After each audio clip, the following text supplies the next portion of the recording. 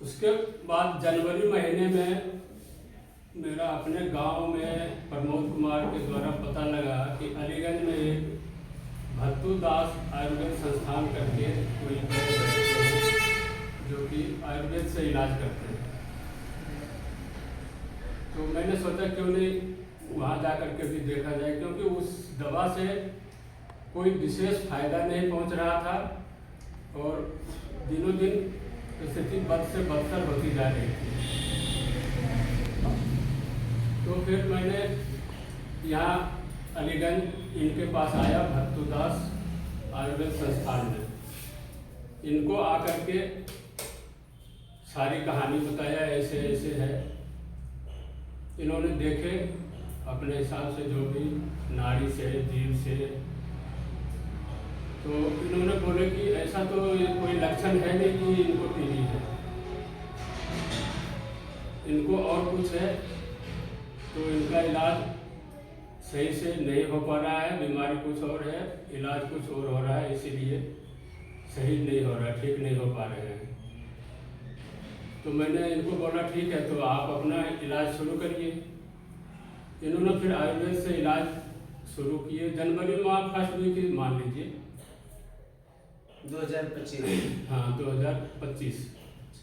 तो 15 दिन का दवा दिए इन्होंने, जो अपना उपचार था उस किए अपने हिसाब से। उस टाइम मेरी पत्नी का कंडीशन ये हो गया था कि बेड पर लेटे लेटे भी एक साइड से दूसरी साइड मतलब करवट नहीं बदल पाती थी। शरीर एक तरफ से अकड़ा हुआ रहता था और आगे भाग झुकी झुकी रहती और आगे की तरफ मतलब पीठ जो है ऊपर हो जैसे चुका था। मुड़ जाता है ना, उस तरह से बूढ़ी औरत का मुड़ जाता है, उस तरह से मुड़ने लग गया था और कुछ तो मुड़ गया था।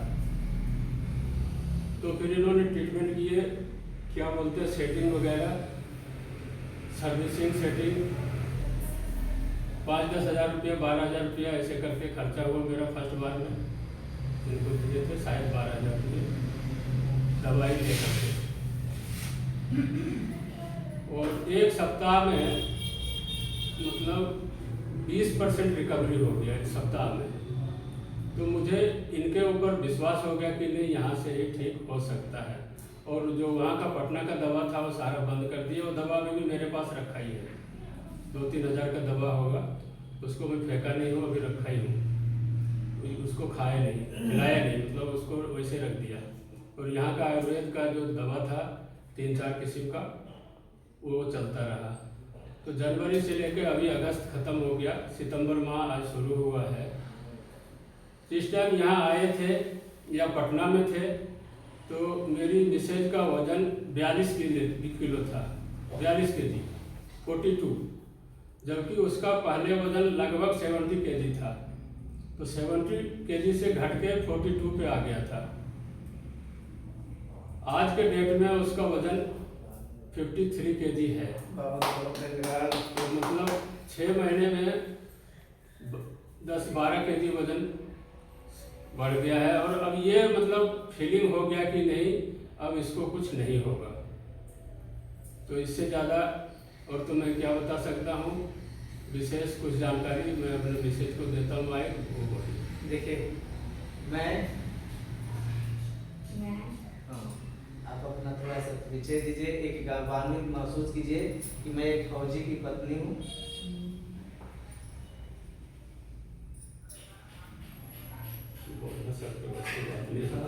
देखिए ये हम इनके बारे में बताते हैं। वो वैद्य कौन है, तो वैद्य मैं हूँ, जो प्रेमानंद राज के नाम से जाने जाते हैं। और बाबा भत्तू दास आयुर्वेदिक सेवा संस्थान का एक सेवक, एक वैद्य के रूप में काम करते हैं, पारंपरिक वैद्य के रूप में काम करते हैं, पारंपरिक चिकित्सा विज्ञान के रूप में काम करते हैं। तो हमारे यहाँ चिरोपैथिक चिकित्सा है जो बहुत ही सुंदर काम करती है। ये तत्काल रिलीफ देती है। वही काम हमारे यहाँ हड्डियों को जोड़ने के लिए काम किया जाता है। बहुत दिनों से काम कर रहे हैं, लगभग 8-10 साल का विशेष अनुभव है। बाकी दिनों से भी काम कर रहे हैं, जो कि हमारे परंपरागत चिकित्सा थी। माता जी पिताजी ये हमारे जीन से हैं, तो उस वैद्य का परंपरा को हमने भली भांति निभा रहे हैं।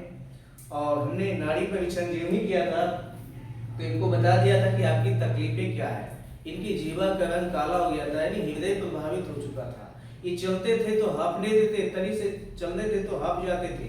तब समझ गए थे कि बड़ी आंत काफी लॉक हो चुका है, जिसके फेफड़ा में ऑक्सीजन नहीं जा पा रहा है और फेफड़ा तक गंदगी जाने के कारण ऑक्सीजन संचार नहीं कर पा रही है।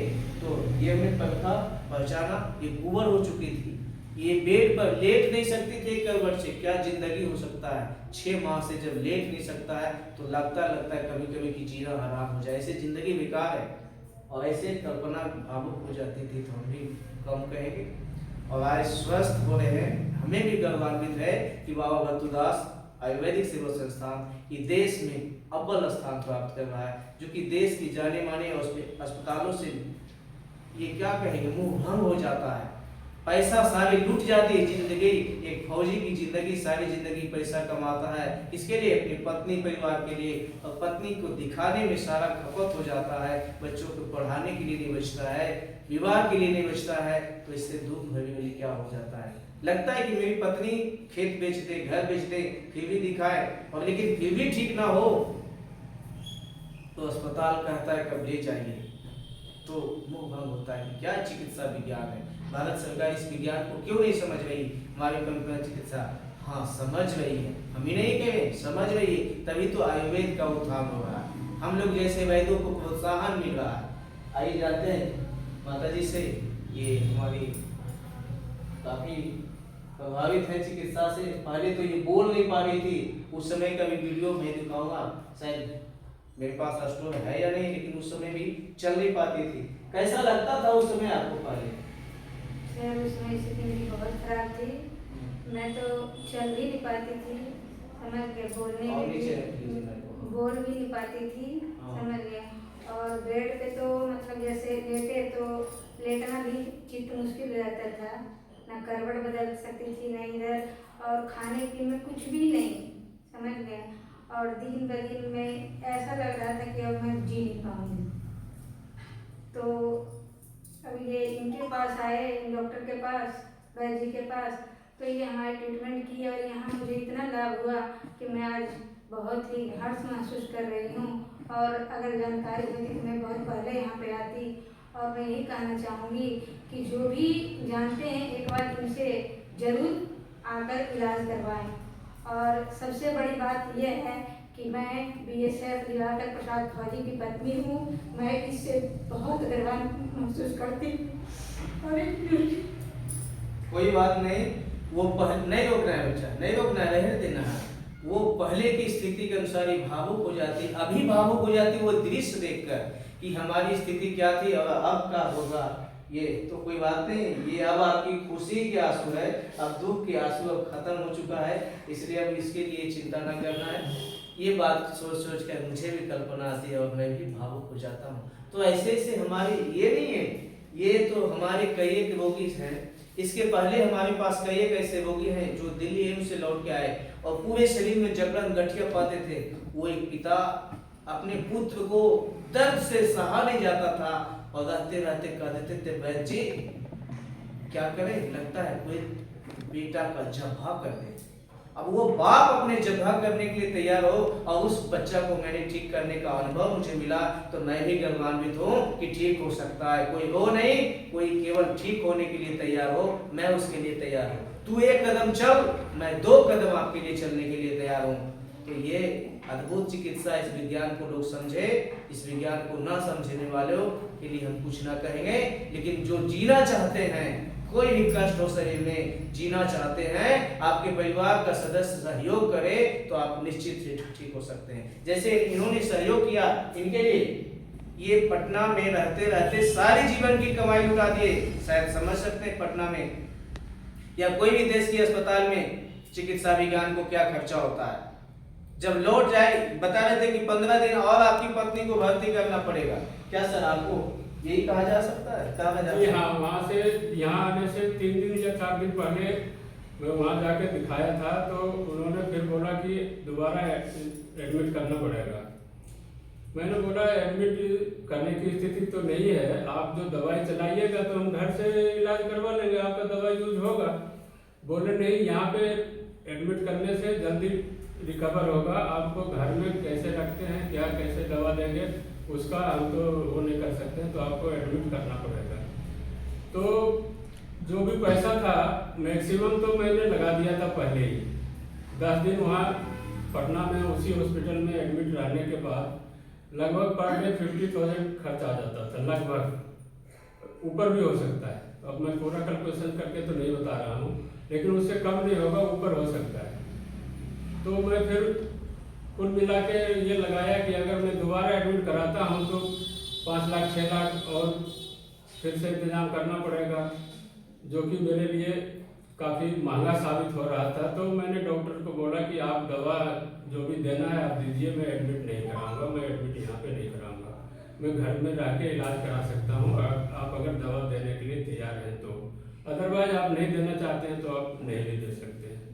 तो लास्ट में उन्होंने दवा लिख दी है, बोला आपकी जैसी मर्जी है तो आप ले जाइए, दवा मैं लिख देता हूँ। तो वो दवा मैं ले करके वहाँ से आया था, उन्होंने जो लिखे थे दवा वो मैं ले करके आया था। लगभग 4,000 का दवा था, लेकिन 3 दिन या 4 दिन दवा खाने के बाद भी स्थिति और बिगड़ रही थी। मतलब सुधार तो था ही नहीं, स्थिति उल्टा बिगड़ रहा था, क्योंकि वो दवा खाने के साथ ही 2 मिनट के अंदर अंदर उल्टी हो जाता था। दवा पेट में बर्दाश्त नहीं कर पा रहा था, मतलब दवा को पेट जो है पचाने की क्षमता नहीं रख रहा था। तो जब यहाँ आए, यहाँ आने के बाद वो दवा भी मेरे पास है, रखा हुआ है, पहले की दवा बचा हुआ है, बचा हुआ वैसे रखे उसको संभाल के। यहाँ का आया, यहाँ का दवा, हालांकि इनका दवा भी कड़वा बहुत है, खाने में कड़वा बहुत है, लेकिन है क्या, इफेक्टिव है। अगर आप उस कड़वापन को सहन करेंगे तभी आप सुधर सकते हैं, सही हो सकते हैं।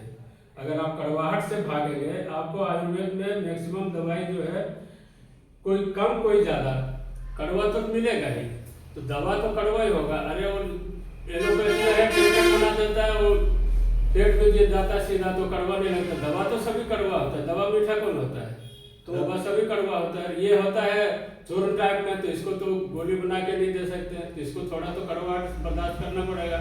जैसा कि उस स्थिति में मेरी पत्नी ने इतना कड़वा दवा को खाई और बगैर कहे अपनी मर्जी से खाती थी, जबकि उस एलोपैथ को दवाई को हर टाइम एक टेबलेट निकाल के इसको हाथ में देना पड़ता था, ये अभी खाना है, ये अभी खाना है।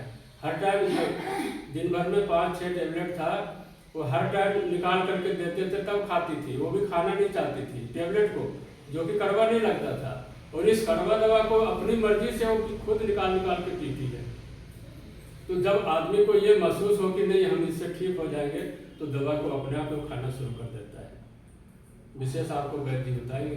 अच्छा, उस समय आपको फीलिंग कैसा लग रहा था कि पत्नी हमारी अब क्या स्वस्थ हो जाएगी? हमारे आने से पहले तो हम आशा छोड़ दिए थे। सबसे बड़ा कारण उस टाइम एक चीज मैं नहीं बता पाया, एक और कारण क्या है, उस स्थिति में सारे परिस्थितियों के साथ साथ अब ये हो गया था कि इसको शौच करते समय दर्द होता था। और दर्द कहाँ होता था, जो शौच का निचला पोर्शन है उससे लगभग 4 इंच 5 इंच अंदर साइड में, ऊपर साइड में। तो अभी और डॉक्टर को दिखाए तो बोला बवासीर हो सकता है, ये हो सकता है। मैं बवासीर तो जब भी होगा लास्ट में होता है, अंदर पेट के अंदर बवासीर कहाँ से होगा। तो और दर्द इतना होता था कि रात भर तो खुद भी नहीं सोती थी, और साथ में मैं रहता था देख रेख करने के लिए, तो मुझे भी नींद नहीं आता था। इतना मतलब दर्द होता, दर्द से कराते रहती थी रात भर। उस चीज़ से मैं ज़्यादा परेशान हो गया था। और यहाँ आने के बाद जिस दिन आए उस दिन तो नहीं हुआ, दूसरे दिन इन्होंने सर्विसिंग किया, जो पेट की सफाई किया उसको सर्विसिंग बोलते हैं, पेट को साफ करना। तो पेट को दवाई से ही साफ किए, बाकी ये पेट में कुछ ये नहीं किए, दवा पिला करके पेट को साफ किए, और वो पैखाना के रास्ता सारा निकल गया। तो दूसरे दिन मतलब जब वो सब बाहर आया पेट की गंदगी, तो मतलब 2 घंटे 3 घंटे तक तो इनके तरफ से खाना बना था, नारियल पानी वगैरह देते रहे। दोपहर में 12 बजे इनको खिचड़ी दिया गया खाने के लिए, तो जिस खिचड़ी को 1 चम्मच या 2 चम्मच जबरदस्ती खिलाना पड़ता था, उस खिचड़ी को पूरा प्लेट भर के खुद अपनी मर्जी से खा गई। ये समझ सकते हैं। इतनी मतलब खुशी। एक दिन में, और उसी दिन मुझे विश्वास हो गया कि नहीं यहाँ से अब ठीक हो सकते हैं। अब ठीक हो गया, अब हो नहीं सकते, अब तो ठीक हो गई है। और 20% और बचा है, 80% तो ठीक हो गई है, 20% और बचा है तो हो सकता है 2 महीने, 4 महीने, 6 महीने, जो भी दवा यहाँ से खाना पड़ेगा हम यहाँ से खिलाएंगे और ठीक तो हो गई है। इसमें अब कोई दो राय नहीं है या कोई संदेश नहीं है। तो देख लीजिए किस तरह से टीबी की दवाई ओवरडोज, जितना दवा सहन नहीं कर सकता उससे अधिक दवाई, यानी मित्रों जो दवाई हमारे शरीर को नहीं चाहिए वो भी दवाई खिलाई जाती है। वो खिलाकर हमको जान होकर हम बीमार पड़ते हैं और मौत के मुंह में जाते रहते हैं। तो ऐसे चिकित्सा विज्ञान को समझे, बाबा भत्तूदास आयुर्वेदिक सेवा संस्थान को पहचाने। आपकी सेवा में, देश की सेवा, हमारे लिए स्वस्थ शरीर स्वस्थ भारत। यदि आप शरीर रहेंगे तो स्वस्थ परिवार का निर्माण होगा, स्वस्थ परिवार रहेगा तो स्वस्थ समाज का निर्माण होगा, और जो स्वस्थ समाज रहेगा तो स्वस्थ देश का समाज होगा। तो इसलिए हम कहेंगे आप आए, स्वस्थ शरीर स्वस्थ भारत, इसी उद्देश्य के साथ। अच्छा, अब आपको कैसा फीलिंग हो रहा है? अब लगता है जीने के मन? जी हाँ सर। पहले कैसा लगता था? पहले कोई उम्मीद नहीं थी सर। क्या लगता था, जिए कि नहीं जिए? जी नहीं पाएंगे, जैसी मेरी हालत थी तो मैं जी नहीं पाएंगे, ऐसी हालत थी। और अब मैं लगता है जीऊंगी। ठीक है, ठीक है। और बिल्कुल स्वस्थ महसूस कर रही हूँ। थोड़ी बहुत है वो ठीक रहेगा, थोड़े बहुत तो धीरे धीरे जाएगा। जो रोग आया है आने में समय लगा है तो जाने में भी लगेगा, है ना? पहले से बहुत ही बेहतर महसूस कर रही हूँ। है ना? तो देशवासियों को क्या कहेंगे आप? अपने संबोधन में कहे सभी हमारे परिवार है, पूरे देश हमारे परिवार है। क्योंकि अपनों लोग बीमार पड़ते हैं तो दूसरा के लिए ज्यादा कष्ट होता है। मैं यही कहूँगी कि बस निकट में रखे। एक बार आकर इनसे जरूर मिले और उसके बाद जैसा आपको लगे सलाह लीजिए, जैसा आपकी सलाह यहाँ से दिया जाता है हाँ वैसा करें। हाँ। तो हमारे यहाँ लाभ किस तरह से मिलता है? जैसे नस हड्डी के लिए किसी प्रकार हो, या नस माथे में दब गया हो, कहीं भी दब गया हो, रीढ़ में दब गया हो, कमर में दब गई, कहीं भी दब गया हो, तो ऑपरेशन ना कराएं, आए और अगले दिन ही लाभ मिलेगा। एक दिन अगर हार्ड रहेगा तो 72 घंटा लगेगा, 3 दिन में लाभ मिल जाएगा। यदि नस कहीं दबा हुआ है तो चोट के कारण कहीं नस में खून जम चुकी है, काला हो चुका है, तो भी रिकवरी होता है। जिस दिन आएंगे उसी से 3 दिन में आपका रिकवरी, कालापन जो चोट लगने के कारण हो गया वो ठीक हो जाएगा। हड्डी टूट जाए तो भी उपयुक्त औषधियां, जड़ी बूटी की लेप लगता है, ठीक होता है। तो नस हड्डी संबंधी जो गठिया बातें हैं, जोड़ जोड़ पर है, पूरे शरीर में अब लगता है जीने की आशा नहीं। ऐसे ऐसे हमें महिलाएं आती है जो लगता है अपने पति से कहती कि हमको जहर दे दीजिए, हमने बचपन में वैसे वैसे पति पत्नी का प्यार को मिला, स्वीकार किया और वो स्वस्थ हो गए। तो हम कहेंगे देशवासियों के लिए आप भी स्वस्थ होंगे। एक कड़ी में थोड़ा सा आप बोलेंगे। हाँ, मैं आप सभी से अनुरोध करना चाहूँगा कि इस संस्थान में आने के बाद आप ये फर्स्ट बार में पहली बार जब आएंगे तो आप ऐसा महसूस करेंगे कि यहाँ पे खर्चा कुछ ज़्यादा लग रहा है। हम क्या करते हैं 4 लाख, 5 लाख, 1 लाख, 2 लाख हॉस्पिटल में जाके दे देते हैं। हम देखते भी नहीं है कि वो क्या कर रहा है, हमें देखने नहीं देता है। वो 24 घंटा में आधा घंटा भी हमें पेशेंट के पास रहने नहीं देता है। क्या कर रहा है, क्या ट्रीटमेंट दिया, कितना पैसा लगा, जो बोलेगा वो देना पड़ेगा। और यहाँ पे क्या है, शुरू में फर्स्ट बार आएंगे तो आपके कंडीशन के ऊपर निर्भर है, सभी को नहीं लगेगा।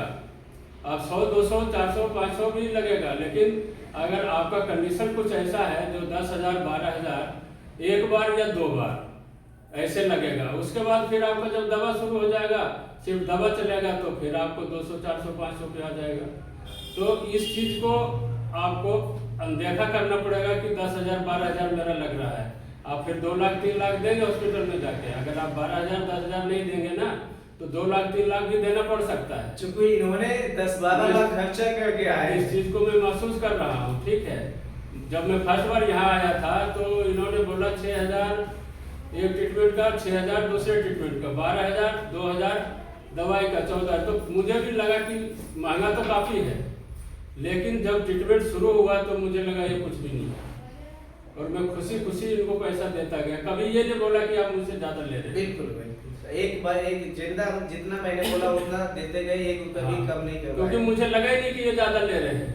जिस हिसाब से सुधार हो रहा था उस हिसाब से मुझे नहीं लगा कि ज़्यादा ले रहे हैं। जो अब लाखों में खर्चा करके आया और उसको फिर 1000 में भी महंगा लगे तो उसके लिए तो मैं कुछ नहीं करना चाहूँगा। जी जी जी, तो बहुत बहुत इसी के साथ धन्यवाद। हाँ। जय भारत।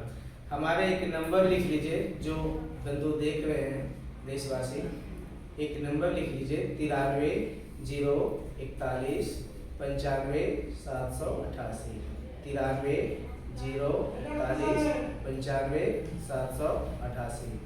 इस नंबर पर आप कॉल कर सकते हैं, व्हाट्सएप कर सकते हैं, जो भी आयुर्वेदिक सलाह ले सकते हैं, बीमारियों के संबंधित सलाह ले सकते हैं, वो बस आए। आज के लिए इतना है, फिर मिलते हैं अगली कड़ी में। धन्यवाद।